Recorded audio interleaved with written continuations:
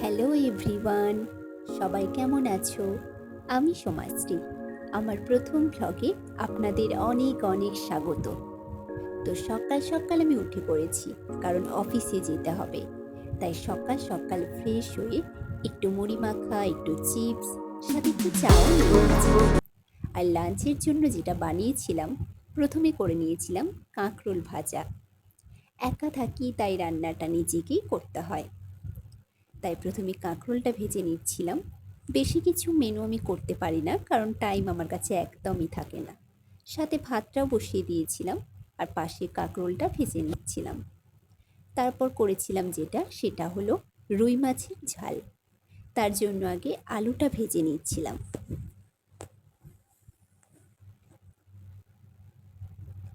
তো আলুটা ভাজা ভাজা হয়ে এসেছে, তার মধ্যে একটু পটল দিয়ে সেটা ভেজে নিচ্ছিলাম। তারপর একটু পেঁয়াজ দিয়েছিলাম।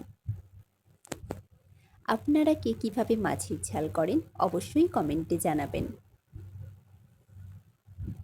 আমি অবশ্য আগে রান্নাবান্না করিনি, এই অফিসে জয়েন করার পরেই রান্নাটা শুরু করি।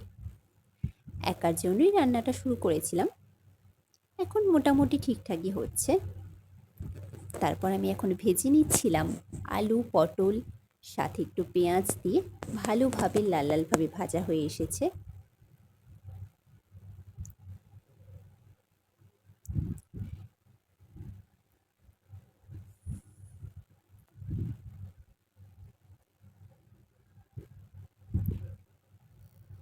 এরপরে আমি এতে প্রয়োজনীয় জিনিস দিয়ে দেব। একটু রসুন, একটু আদা, সাথে একটু কাঁচা লঙ্কা, সব কিছু দিয়ে ভালোভাবে একটু নেড়ে নেব।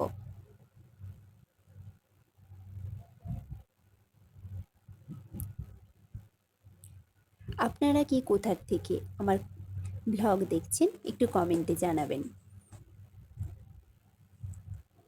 তো সব কিছু ভালোভাবে ভাজা হয়ে এসেছে।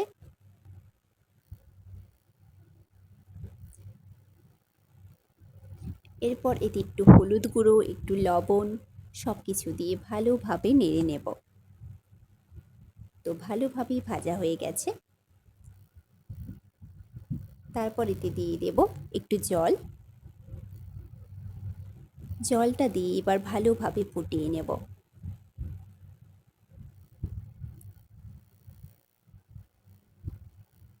চলুন, মাছের ঝোল রেডি। এরপর যেটা করেছিলাম, অফিসের জন্য বানিয়েছিলাম মুড়ি মাখা। তার জন্য আগে একটু বাদাম ভেজে নিচ্ছিলাম। অফিসে কাজের ফাঁকে এরকম একটু টুকটাক খাবার খেতে কার না ভালো লাগে বলুন? অবশ্য আমার এই মুড়ি মাখাটা খেতে অফিসের সবাই খুব পছন্দ করে। তাই বানিয়ে নিচ্ছিলাম একটু মুড়ি মাখা। তার জন্য আগে বাদামটা ভেজে নেব।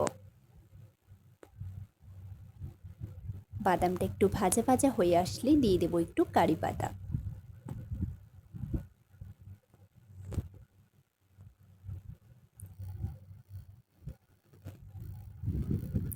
তারপর ভালোভাবে ভাজা হয়ে আসলে একটু চানাচুর, সাথে একটু লবণ এবং সাথে একটু হলুদ গুঁড়ো দিয়ে দেব।